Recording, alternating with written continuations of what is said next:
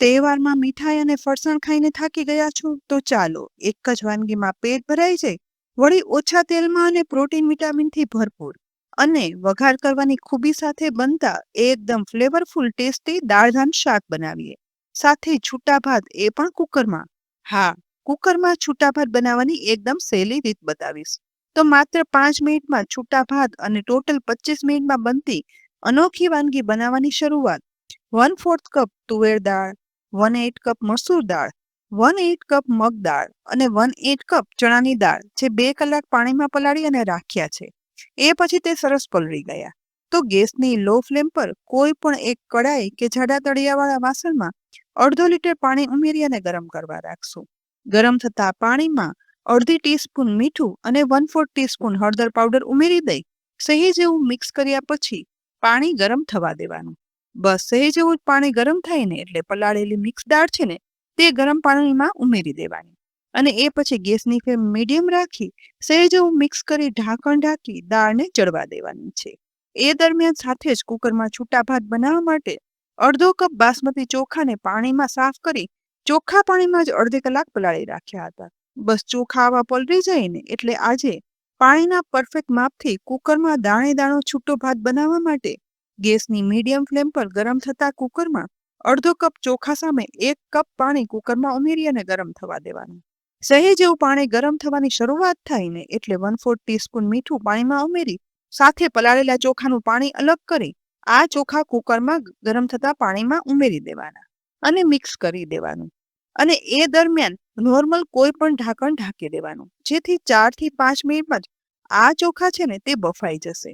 લગભગ 4 જ મિનિટમાં આ પલાળેલા ચોખા છે ને તે ગરમ થતા પાણીની અંદર બફાઈ જશે અને તે પણ 75 થી 80% જેવા બફાઈ અને દાણો ઉકળી અને લાંબો થઈ ગયો છે. અહીં જુઓ પાણી લગભગ બધું શોષાઈ ગયું છે. માત્ર 1 થી 2 ચમચી જેટલું જ પાણી રહ્યું છે. આ સમયે તેમાં 1/4 કપ જેટલું વધારે પાણી ઉમેરશું.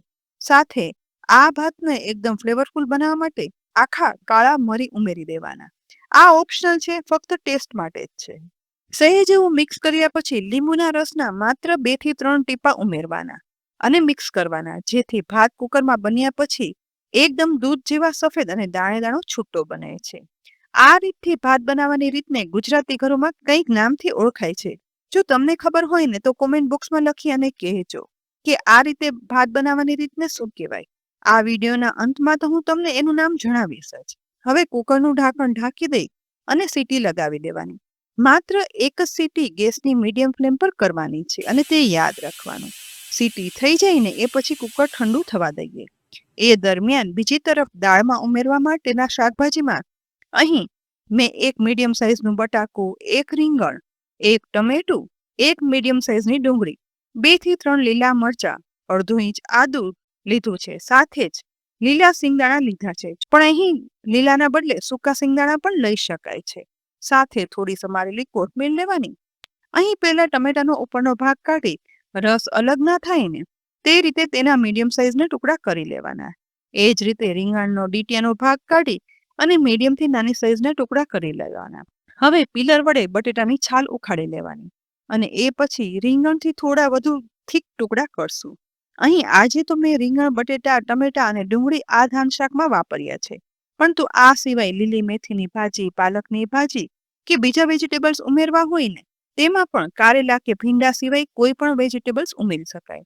તેની સાથે ડુંગળીની છાલ પણ હવે કાઢી લીધા પછી તેના પણ નાના ટુકડા કરી લેવાના છે. અને છેલ્લે તીખાસ પસંદ હોય ને તે પ્રમાણે લીલા મરચાંના ટુકડા કરી દેવાના. સાથે 1/2 ઇંચ આદુ છે ને તે પણ ચોપ કરી લીધું છે. બધા શાકભાજી સમાર્યા પછી અહીં લીલા શિંગદાણા છે ને તેને આ રીતે ફોલી બીજ અલગ કરી લઈશ. અહીં લીલાના બદલે સૂકા શિંગદાણા પણ ચાલે. બસ 10 થી 15 શિંગદાણા ફોલાઈ જાય ને એ પછી બધા સમારેલા શાકભાજી લઈ લેવાના. બીજી તરફ જુઓ મીડિયમ ગેસ પર ઉકળતી દાળ છે ને ચડવાને 10 મિનિટ જેવો સમય થઈ ગયો છે. તેનું ઢાંકણ ખોલતા જ 60 થી 70% જેવી આ દાળ બફાઈ ગઈ છે, પરંતુ હજી આખી જ છે. તો આ સમયે ઉકળતી આ દાળમાં બધા સમારેલા વેજીટેબલ્સ છે ને તે સાથે જ ઉમેરી દેવાના છે.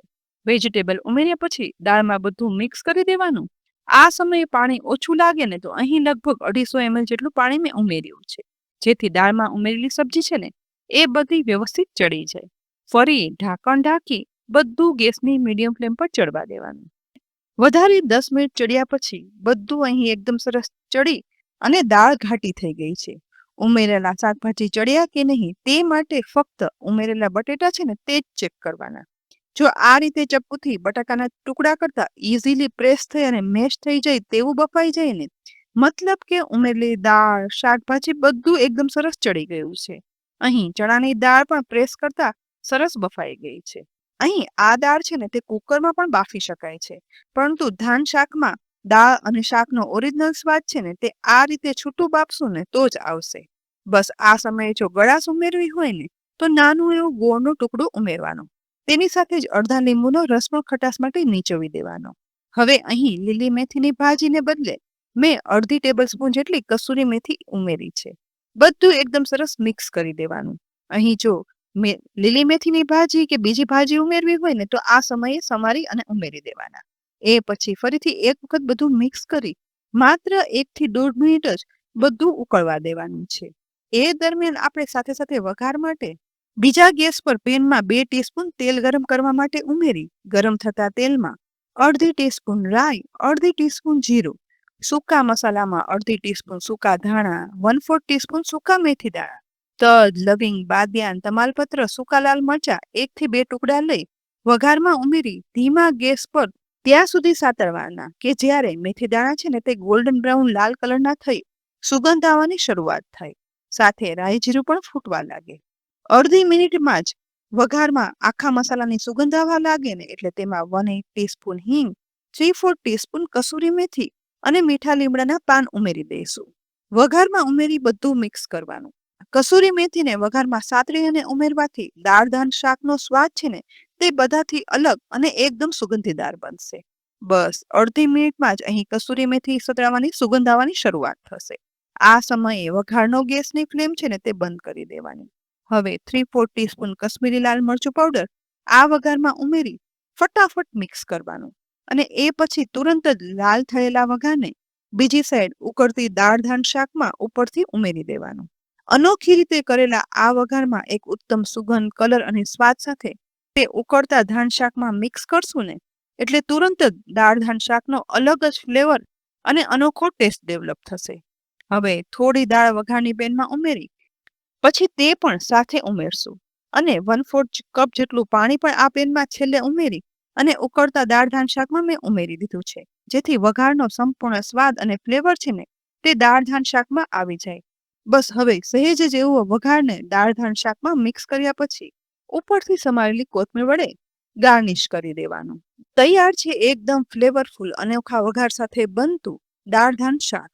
બીજી સાઈડ કુકરમાં કરેલા છૂટા ભાતનું ઢાંકણ ખોલતા અહીં જુઓ એકદમ પરફેક્ટ માપના પાણી સાથે ભાતનો દાણે દાણો છે ને તે છૂટો રહી અને એકદમ સરસ બફાઈ અને તૈયાર થઈ ગયા છે. માત્ર 4 થી 5 મિનિટમાં છૂટા ભાત બનાવવાની આ એકદમ સહેલી રીત છે અને આ રીતથી બનાવેલા ભાતને ગુજરાતીઓ બેઠો ભાત પણ કહે છે. બસ ગરમા ગરમ મરીની ફ્લેવરથી ભરપૂર કુકરમાં બનાવેલા છૂટા ભાત આપણે બપોરે લંચ કે પછી સાંજના ડિનરમાં પીરસી લેવાના. સાથે સાથે શિંગદાણા, ઉમેરેલા વેજીટેબલ્સ, મિક્સ દાળ અને કસૂરી મેથીના એક અનોખા વઘારથી બનેલા દાળ ધાન શાક જ્યારે ઘરમાં પીરસશો ને ત્યારે સુગંધથી જ બધા ફટાફટ જમવા આવી જશે. સહેલી એક જ વાનગીમાં પેટ પણ ભરાઈ જશે અને સાથે સંપૂર્ણ પોષણ પણ મળે. સ્વાદમાં તો ના પૂછો એટલું સરસ. તો ફ્રેન્ડ્સ, હમણાં મીઠાઈ અને ફરસાણ ખાઈને થાકી ગયા હોય ને કંઈક હેલ્ધી ટેસ્ટી એક જ વાનગી ખાવી હોય તો આ વાનગી એકવાર ચોક્કસ બનાવજો. એકવાર બનાવશો ને એટલે વીકમાં તમે એકવાર તો બનાવતા જ થઈ જશો, એ વાત પાક્કી. રેસીપી ખરેખર ખૂબ જૂની છે અને સાથે ઉપયોગી છે. તો આ રેસીપીને લાઈક કરી અને મેક્સિમમ શેર કરી દેજો. સાથે જ અમારી કિચન સિરીઝ યુટ્યુબ ચેનલને સબસ્ક્રાઇબ કરી અમારા ફેસબુક પેજને પણ લાઈક કરી ફોલો કરી લેજો, જેથી આવનારી અનેક રેસીપીના અપડેટ્સ તમને તુરંત જ મળે. આવતીકાલે ફરી મળશું એક નવી રેસીપી સાથે. ત્યાં સુધી આવજો.